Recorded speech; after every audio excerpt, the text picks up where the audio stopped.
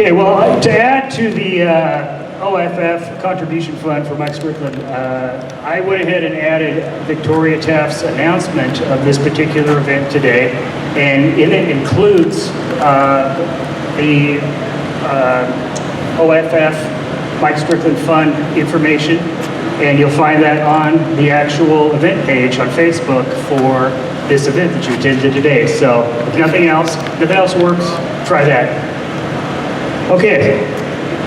Well, you know, I was going to cover the aspect of them enabling the other side, the criminal side, to go after Mike to get their vendetta against him. But, you know, I believe that it was really well covered, which I should have expected by my great speakers. So, with that, I created this event for Mike. I chose their guest speakers for their knowledge and expertise, which they've shown. Now I'd like to offer the same opportunity for any of you to come up and speak about Mike or any of your other things regarding the situation. Because this is every bit as much your event as it is mine or Mike's. Because we're all friends of Mike here, right? Yes. So, with that, is there anybody out there that would just like to come up and say any words about Mike? Now is your time.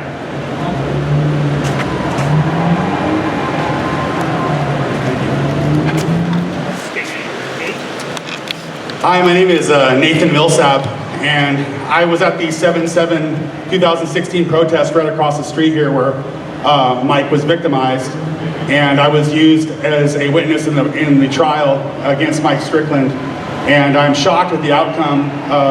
It's absolute injustice. It's what's happening to Mike. I prepared a statement I'd like to read to you, so I'm not really much for public speaking, but without further ado. July 4th, 1776, our founding fathers signed the Declaration of Independence. Our sovereignty was declared from Great Britain, and the United States was founded. In the initial passages of this document, it establishes and recognizes the unalienable rights of each and every U.S. citizen with the following quotation. We hold these truths to be self-evident, that all men are created equal, that they are endowed by their Creator with certain unalienable rights, that among these are life, liberty, and the pursuit of happiness. That to secure these rights, governments are instituted among men, deriving their just powers from the consent of the governed. This first principle of unalienable rights recognizes that each and every citizen is naturally endowed by their Creator with certain rights that cannot be infringed or given away. This first principle is regarded as a self-evident truth. To further clarify this principle, one of our nation's founding fathers, Thomas Jefferson, wrote prior to signing the Declaration of Independence that a free people claims the right as derived from the laws of nature and not as a gift from their chief magistrate. Jefferson's statement is his own recognition that some rights are derived from nature and may not be taken or violated by the government. In other words, each and every person's unalienable rights are as self-evident as their very existence. Whether you believe that you are a product of God or a product of nature, your very existence is your right to be here, and that is your birthright. Every human being also has the right to protect and preserve their own right to life, liberty, and property. This right is known as self-defense. The right to self-defense is a right for a person or individual to use reasonable force or defensive force for the purpose of defending one's own life or the lives of others. Citizens are and always have been the first line of defense and not law enforcement. On July 7th, 2016, in front of Multnomah County Justice Center, I personally witnessed an independent journalist named Mike Strickland become encroached by a small group of hostile and angry protesters at a Black Lives Matter rally. As an independent journalist, it is now and was at the time his First Amendment right to observe and report on that event or any other public event in Portland. However, a small faction of hostile and aggressive protesters identified Strickland and conspired to physically assault him and or remove him from the premises. It's my understanding that previous to the July 7th protest, Strickland has been assaulted while attending a protest approximately 1 year before. This assault resulted with a protester violently slamming Strickland to the ground and breaking his arm in four places. In wake of this event, Strickland healed his wounds and earned his concealed carry permit and completed additional firearms training. Now, 1 year later, he has legally acquired his Oregon concealed carry permit and now possesses both knowledge and skill to systematically raise the level of force necessary to protect and preserve his life, his livelihood, and his overall right to exist. With Strickland being encroached by this group of hostile protesters with bad intentions, Strickland backed away while using his monopod camera stand as a buffer or median to keep his distance. As a personal witness to this event, I can testify and have testified in a court of law to the fact that Strickland was backed up an estimated 30 to 40 feet before unholstering his firearm and scanning the horizontal plane for 4 to 5 seconds and reholstering. Even though Michael had systematically raised the level of necessary force to eventually draw his weapon, protesters still converged and provoked him. They provoked him for almost 2 city blocks before the SWAT team arrested him. I submitted my testimony and footage of this incident in hopes that Mike would be free and clear of any charges. I believe that both my testimony and footage clearly showed that Michael Strickland displayed great restraint and caution in the name of self-defense. Instead, he's been found guilty of 10 counts of unlawful use of a weapon, 10 counts of menacing, and 1 count of second-degree disorderly conduct. Reference to Strickland having his arm broken in the previous protest was not allowed in court. Also, reference to any events that took place on that day elsewhere in the country were not allowed in court. Michael Strickland was attacked, and in spite of being right in front of the Portland police station, the police were not there to protect him. Strickland defended himself with the necessary level of force to protect himself from harm. He managed to both refrain from discharging a single round of his firearm, as well as refrain from harming 1 single person at the protest event on July 11th. Michael Strickland was the victim here, yet the judicial system has portrayed Michael Strickland as the aggressive attacker or threat to society. Not only has the system failed to protect and preserve Strickland's rights, they now threaten to incarcerate him potentially for the remainder of his adult life for simply protecting and preserving his own life and his own well-being. I find that Michael Strickland's case is and should be important to every single American. This is a scary new precedent that's being set here, people. When our own government threatens to prosecute and punish someone for taking a responsible and necessary measure to preserve and protect their own life and liberty, then they can and will do it to anyone, any citizen. This can happen to if you are defending yourself. That is why I ask that you support Michael Strickland and his defense. Together we can raise awareness and unite not only to help Michael Strickland find justice in an appeal, but we can work together to preserve and protect our very own right to life, liberty, and the pursuit of happiness. So this is my statement. This is what I volunteer because after seeing the outcome of this trial, it's absolutely horrific. And so I feel an obligation to speak out on this. To get a second opinion, I reached out to a man by the name of Kevin Michalowski. That is how you pronounce his name, but he's the executive editor of Concealed Carry magazine. And just a few weeks ago, I wrote to him and I asked him what his opinion on the matter was, and I gave him 3 different angles of the footage that was caught of Michael being assaulted and him pulling his firearm. He responded to me with this letter and he gave me permission to speak this publicly. He goes, "Nate, I believe the defendant should appeal the conviction based on the following. Oregon Statute 161.219 clearly states that a person is justified in using deadly force if he or she reasonably believes that the other person is committing or attempting to commit a felony involving use or threatened imminent use of physical force against a person. It is clear to me that based on previous actions of anti-Trump protesters and the actions of protesters at the scene, that the journalist reasonably feared that he would be a victim of a violent assault. This violent assault at the hands of multiple attackers could easily have led to a great bodily harm or death. A single punch could have rendered the victim unconscious and thus incapable of any sort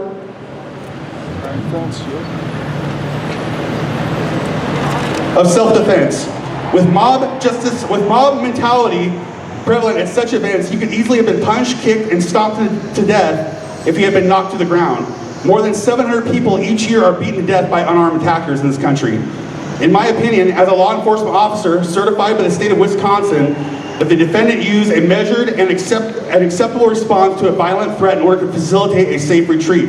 Without drawing and displaying his firearm, the defendant could have easily been rushed, knocked to the ground, and beaten.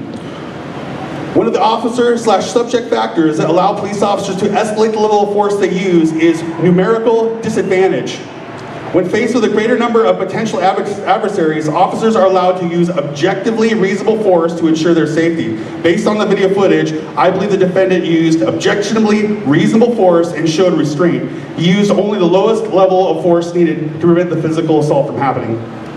Thank you very much.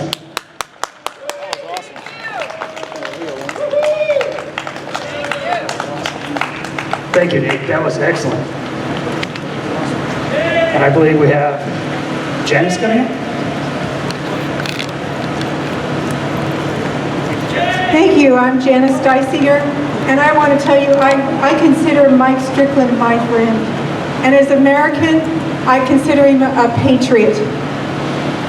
Those that are active supporting the Constitution and are good at verbalizing their thoughts, like the Bundys and Lavoy Finicum and Mike did through film, are being villainized by the left as just ugly people and people that are violent, when that's the furthest thing from the truth. And I want to say to our leaders, I know from firsthand experience, I brought a case against Kate Brown for violating election law. We took it to court, and the judge found in favor of the then Secretary of State, Kate Brown, and we didn't have our justice there. I know many of the trials that are going on for the Bundys and how they've been kept in prison. They haven't gotten justice. But as Americans, we need to stick together to make America great again. We need to encourage each other to still stand firmly on the Constitution and proclaim its necessary its necessary purpose that it was brought forward to establish our country and how we would rule ourselves. And if that is brought down, we're just slaves. We need to stand firm for the Constitution. It's our only hope of freedom. And let's all remember to stay firmly, to make America great, to stand together and to support each other. So I would please invite you to go and give money to the Oregon Firearms Federation, where you can support Mike's legal fund path through the courts. I would invite all of our judges to please make sure you're following the Constitution and supporting the rule of law. All of us here today support the rule of law. We don't want mayhem in our city, our state, or our country. We want the rule of law. We all need to stand together as Americans. So please support Mike. Thank you. Thank you, Janice. Oh, looks like I got Randy Shipley come out. Randy, would you like to give us a few words? Okay, well, I wasn't going to do this because I'm really quite emotional, and I don't like to talk when I'm quite emotional, but I'm Randy, friend of Mike's. I want you to know that you can go through this town and you can smash a window, even the window of a city hall. You can go smash a window across the street, you can go smash a window of any business, you can go smash a business, the windows of about a dozen businesses, and never get arrested in Portland. Lack of balance. Lack of justice.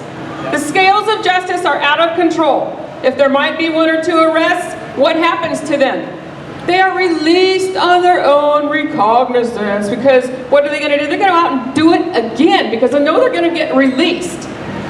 Mike Strickland, all he did was stand out here on the street with a tripod. He did nothing more than this man standing right here.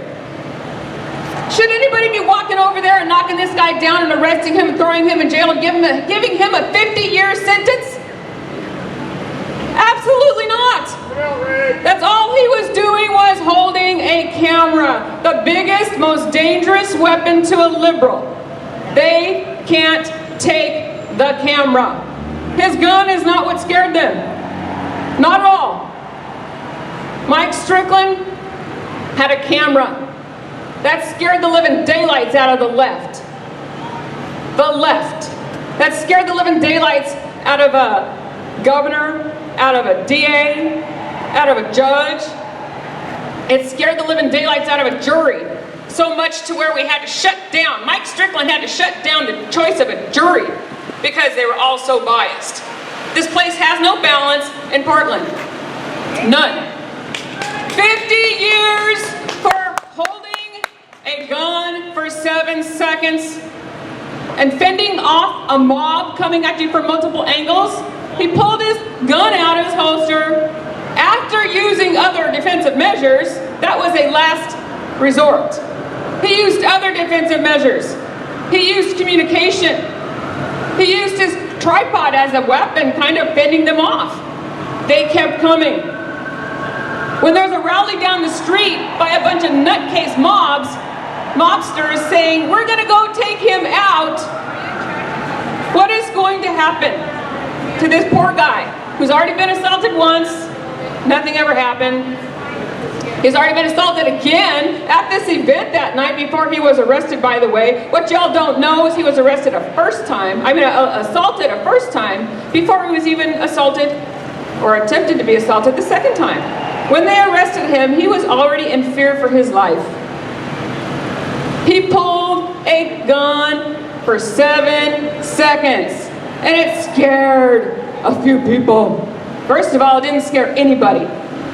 He was arrested on nothing but a couple of misdemeanors. That wasn't good enough for somebody at the higher level. I'd like that somebody at the higher level to identify themselves, because that arrest on a couple misdemeanors was not good enough. Law enforcement said it was good enough, but no, somebody stepped in and they said, oh, this is not good enough. We're gonna have to go find some victims to be witnesses. So they went out and they found 10 poor people who said, oh, I was scared by a gun. And that's what happened. They put those 10 people on a roster list. They didn't even have the courage to come and testify. They lied. They were not scared of a gun. They were scared of a camera. And what is going to happen? Mike is looking at 50 years taken away from his life for what? Nothing. 50 years for 7 seconds of nothing. That's a lack of scale of justice. And I'm fed up. I'm begging the judge to have a little common sense here and think. This guy, Mike Strickland, has a squeaky clean record. When it comes to booking him, he should have never been booked. He should have never been given all these charges. But now a judge found him guilty on all of them. He didn't even give 5 seconds to his decision. Didn't even take 5 seconds for the judge to say guilty on all counts. Every single witness at that trial exonerated Mike Strickland. All of the prosecution and the defense exonerated Mike Strickland. And the judge booked him for 50 years. He has one last chance, and that is at his sentencing hearing. I pray that the judge will see that this man has a squeaky clean record, and all he is guilty of is 7 seconds of protecting himself, legally and lawfully and by the book, textbook. It's absolutely not right. And I pray that all of you join in helping him. He needs your support. He needs your support. It's just not right. 50 years for nothing.